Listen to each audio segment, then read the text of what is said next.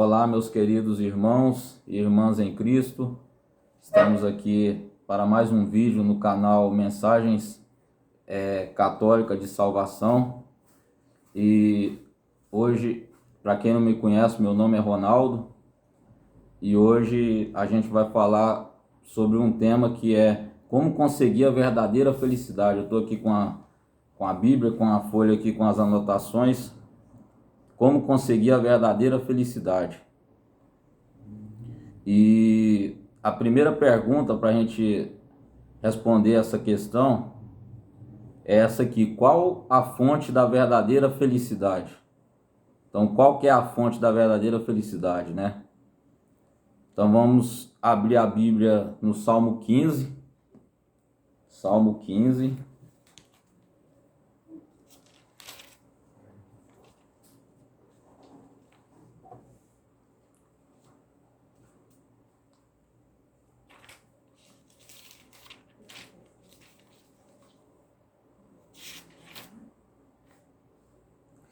Salmo 15, 11, versículo 11.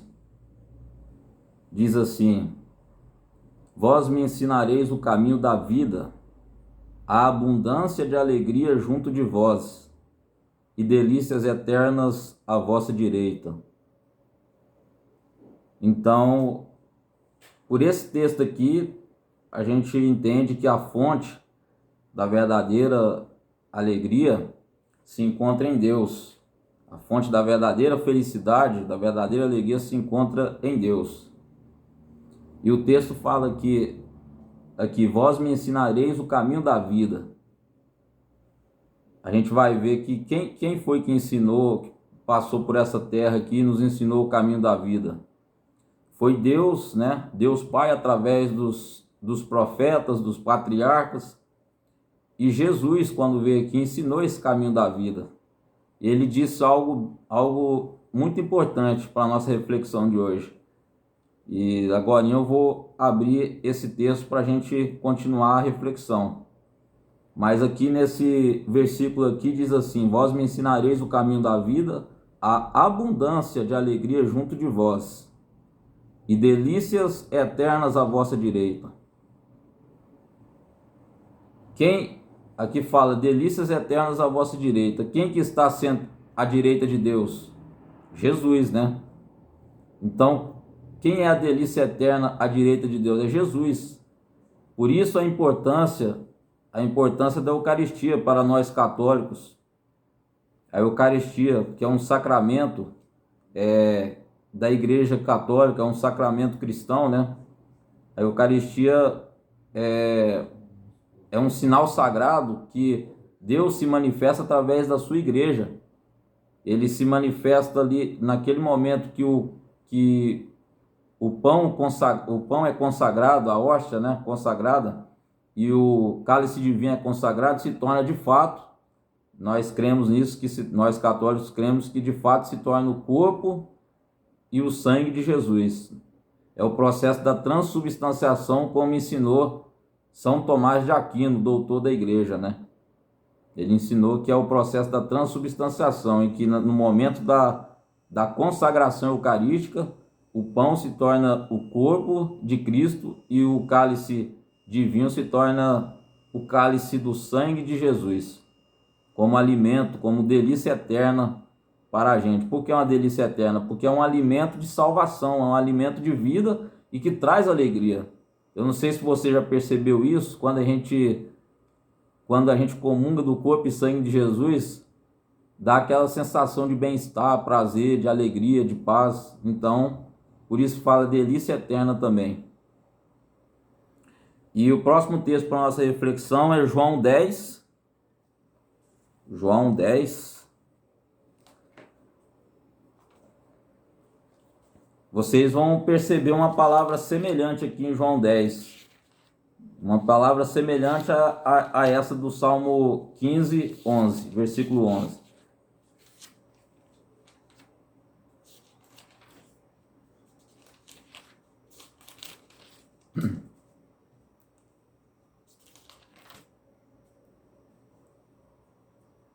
João 10, versículo 10. Jesus diz assim: Eu vim para que as ovelhas tenham vida e para que a tenham em abundância. Lembra lá no Salmo 15, versículo 11, que fala que o salmista fala: Vós me ensinareis o caminho da vida? Quem que ensina? E eu disse que é Jesus, porque aqui Jesus fala: Eu vim para que as ovelhas tenham vida e para que a tenham em abundância. Jesus ensina esse caminho de vida, e esse caminho de vida é Ele próprio que se manifesta como o caminho, a verdade e a vida, como Ele nos diz em outra passagem com os apóstolos. Então, naquela passagem do Salmo 15, 11, fala a palavra vida e fala a palavra também abundância. Então, o que a gente pode definir nisso aí? E fala a palavra felicidade também, claro, né? A mais importante. Mas o que a gente pode definir? Que na presença de Deus, há abundância de alegria. É que a vida abundante é o quê? É ter felicidade plena. A vida abundante que Jesus nos promete é ter uma vida de felicidade plena, de alegria em abundância. De alegria em abundância, de paz em abundância, nesse sentido.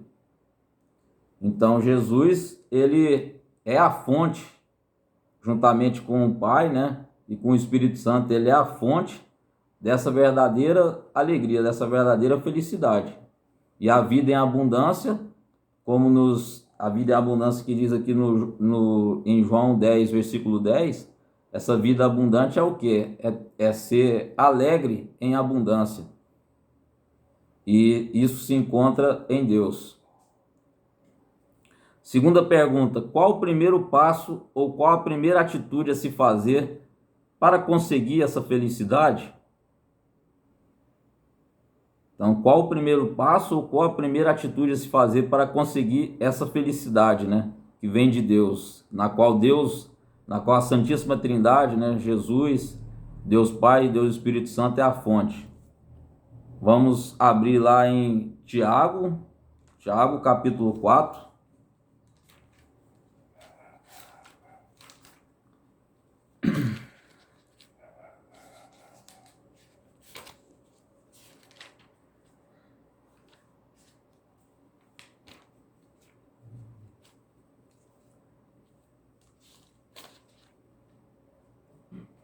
Tiago capítulo 4, versículo 9, diz assim: Reconhecei a vossa miséria, afligi-vos e chorai.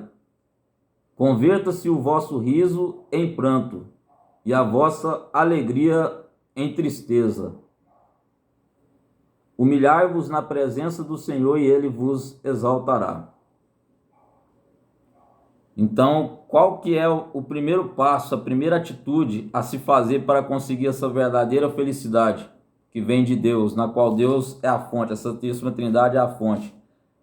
A primeira atitude, por incrível que pareça, é chorar. Chorar de arrependimento. Quando a gente se arrepende dos nossos erros, quando a gente procura ser uma pessoa melhor, quando a gente não está, muitas das vezes a gente não fica satisfeito com alguma atitude errada que a gente faz, com algum erro, essa insatisfação que a gente tem de nós mesmos, né? E quando a gente tem essa insatisfação e procura melhorar, chora diante de Deus: Senhor, eu quero ser uma pessoa melhor, eu quero ser mais útil para mim, para minha família, para os meus amigos, para a igreja e para a comunidade como um todo. Então, Deus nos eleva. Então, a gente dá o primeiro passo para conseguir essa felicidade. Então, tem muitas pessoas, a gente tem que se arrepender sempre dos nossos erros. Eu não sei qual é o erro, que cada um tem o seu erro, né? Então a gente tem que arrepender. A gente tem que procurar ser uma pessoa melhor a cada dia. A gente tem que procurar evitar os pecados mortais, né, que a igreja ensina. Os pecados mortais são pecados graves que nos separam totalmente do amor de Deus, né, da presença dele. Então, quando a gente evita esses pecados mortais, evitando, a gente dá um passo largo para ser feliz eternamente.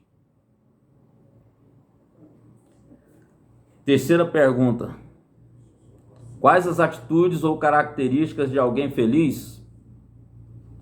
Então, quais são as atitudes ou as características, né, de alguém feliz? Mateus 5, Mateus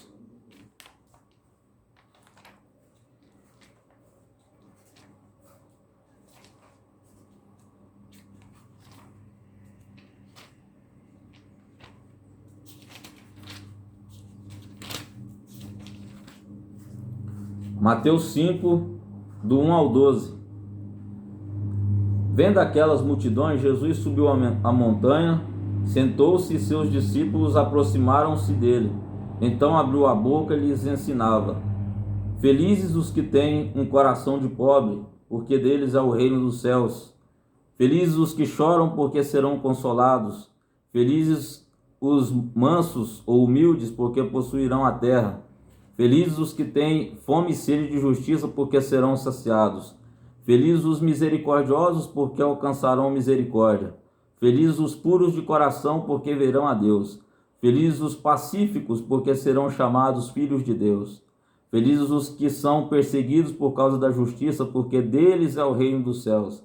Felizes sereis quando vos caluniarem, quando vos perseguirem e disserem falsamente todo mal contra vós, por causa de mim. Alegrai-vos e exultai, porque será grande a vossa recompensa nos céus, pois assim perseguiram os profetas que vieram antes de vós. Então, quais são as características, as atitudes de alguém feliz? Aqui primeiro diz: felizes os que têm um coração de pobre, porque deles é o reino dos céus. Aqui é uma pessoa simples, uma pessoa que vive na simplicidade e nessa humildade. Então ela é feliz, ela é contente com o que ela tem, e é grata, ela é contente com o que ela tem e ela é grata a Deus por isso. Então ela é feliz. E aqui continua: felizes os que choram, porque serão consolados. Quando a pessoa chora de arrependimento, o primeiro choro que ela tem é de arrependimento, ela é consolada por isso.